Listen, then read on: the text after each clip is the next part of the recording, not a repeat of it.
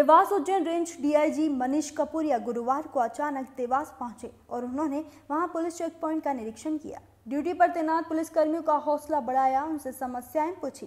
खासकर महिला पुलिसकर्मियों की मेहनत और जज्बे की सराहना करते हुए उनका उत्साहवर्धन किया। यहाँ उन्होंने ड्यूटी पर तैनात पुलिसकर्मियों को साबुन, सर्फ, हैंड वॉश, नैपकिन और च्यवनप्राश का डिब्बा भेंट किया। भोपाल चौराहे, पंप चौराहे, नयापुरा सहित अन्य स्थानों पर तैनात पुलिसकर्मियों से चर्चा करते हुए डीआईजी कपूरिया ने कहा कि ड्यूटी करते करते रुचि का भोजन कुछ करना हो तो बताइए।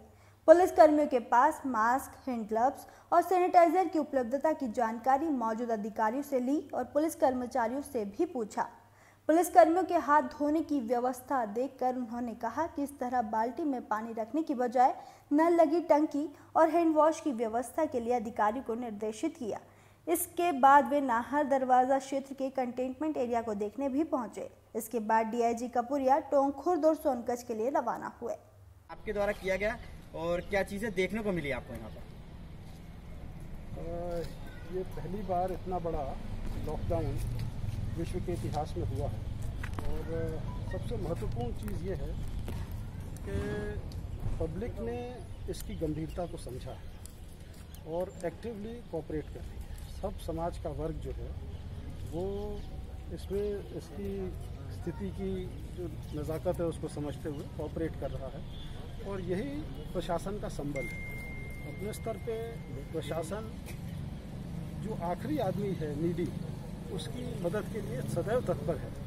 पुलिस पूरी तरह से मुस्तैद है, तत्पर है कि कोई भी किसी को भी कठिनाई हो तो उसके साथ हमदर्दी से पेश आके उसकी सब कठिनाइयाँ दूर कर दें।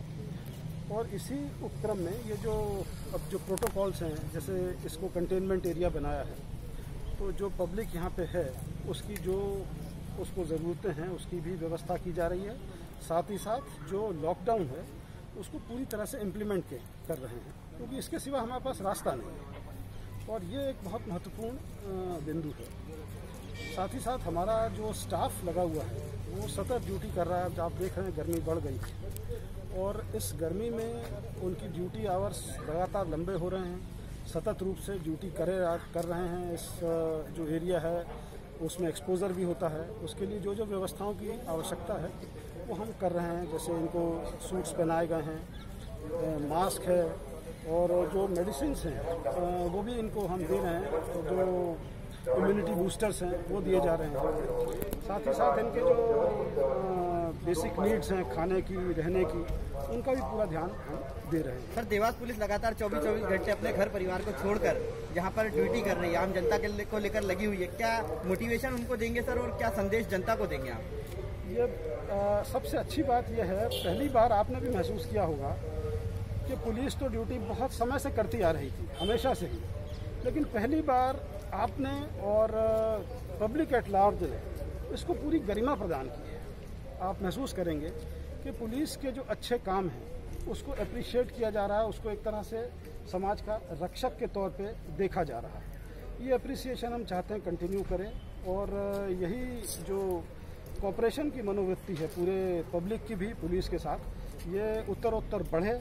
तो ये हमारे अभी इस महामारी से जूझने के लिए तो अच्छा है ही, लेकिन पूरे समाज की सेहत के लिए भी ये आगे भी बहुत महत्वपूर्ण चीज़ है। लास्ट क्वेश्चन, पब्लिक को क्या मैसेज देंगे, हमारे क्षेत्र की जनता?